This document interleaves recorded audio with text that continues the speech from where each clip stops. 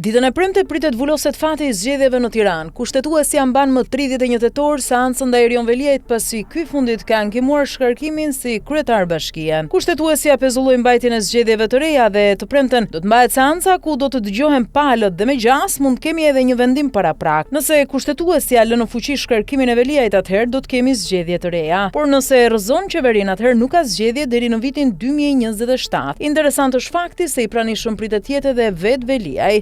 Drejtoria e burgjeve ka marrë masa për transportimin e tij në gjykatë. Drejtoria e përgjithshme e burgjeve është njohur me kërkesën e gjykatës kushtetuese dhe ka marrë masat përkatëse që shtetasi Erion Veliaj të marrë pjesë në seancën që do të zhvillohet më datë 31 tetor në gjykatën kushtetuese, ka njoftuar drejtoria e burgjeve. Më 25 shtator të këtij viti, qeveria shkarkoi Erion Veliaj nga posti I kryetarit të Bashkisë së Tiranës. Vendimi erdhi pas shkarkimit që u bë në Këshillin Bashkiak, por avokatët e Veliajt e ankimuan vendimin. Argumenti që përdori Këshilli Bashkiak për shkarkimin e tij ishte mungesa për një periudhë më shumë se sa 3 muaj, por për Veliajn nuk qëndron. Në rastin e kryetarit të Bashkisë Tiranë, mungesa ishte rezultati një mase sigurie, pra një pamundësi objektive dhe për më tepër, vijimësia e funksionit u sigurua përmes emërimit prej kryetarit të Bashkisë të nënkryetares bashkisë që do të ushtronte kompetencat e kryetarit. Pra në themel nuk ishte asnjë shkelje të rëndë, thuhet në padi. Pavarësisht padis, presidenti vendosi që të shpallte zgjedhje të reja në Tiranë, por kushtetuesia I pezulloi ato dhe tani mbajtja e zgjedhjeve do të varet nga vendimi final. Partia Socialiste ka propozuar Ogerta Manastirliu, ndërsa kandidatët e tjerë që kanë shfaqur interes janë Florian Bina I pavarur dhe që mbështetet nga opozita, Arlind Qorri nga Lëvizja Bashk dhe Marko Dajti nga Fronti I Majt.